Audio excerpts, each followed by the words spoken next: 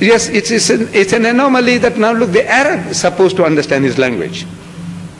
The Arab, that's his language. But he seems to have also lost the spirit behind the Quran. He's also reading for beautification, for sawab. So I meet these Arabs. I meet them, I talk to them, and I'm asking them, you see, like in Kuwait, when I went to Kuwait, I saw, as I landed, the man who comes to pick me up from the ministry, sitting with me in the front. I'm asking him, what is your name? So he said, my name is Yusuf. I said, Yusuf? Ah, my younger son is Yusuf. And you know, you're like a son to me, like my son is Yusuf. So my companion who had been to Kuwait before, he whispers to me that he's a Lebanese Christian. I said, oh, in other words, you better change the tune. You know, he's not what you're thinking. I go to the hotel, 5-star hotel. I see the receptionist. From his complexion and dial, I can make out he's a Hindi man from the subcontinent. So I'm asking him, where you come from? So he said, India. I said, where about? He said, Bombay. I said, you speak Gujarati? He says, no. I said, that's funny. I come from Bombay and I can speak Gujarati. How is it that you come from Bombay and you can't speak Gujarati? He said, no, I'm a Goanese Christian. I said, oh, name Stephen. I sit down to eat. The waiter comes. Another Hindi. Name Paul. So I asked him, I said, you Paul? He said, yes. I said, robbing Peter to pay Paul, huh? Just a joke, you see. He said, no, my father is Peter. I said, oh.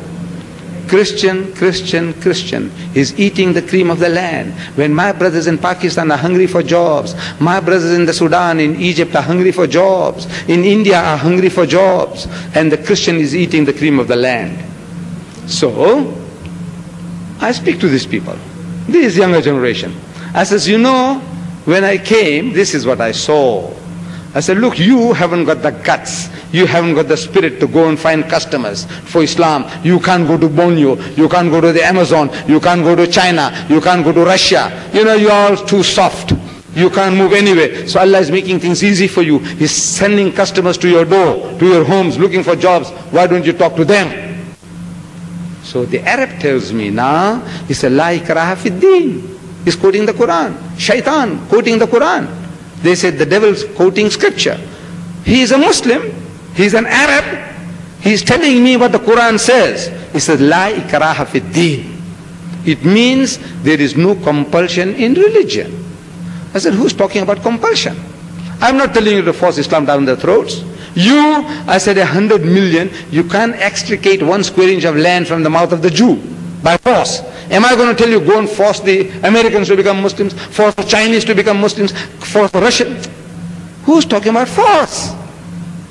Another guy, I tell him, he said, Lakum dinukum waliya din. This is quoting the Quran, the Shaitan. I said, you know, look, this is as a last resort when everything fails. You try.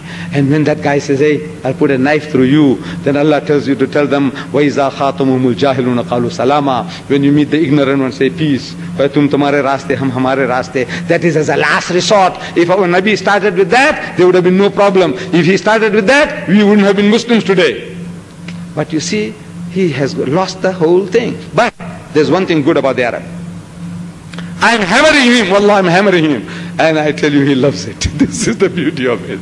He loves it because he knows it's coming from the heart.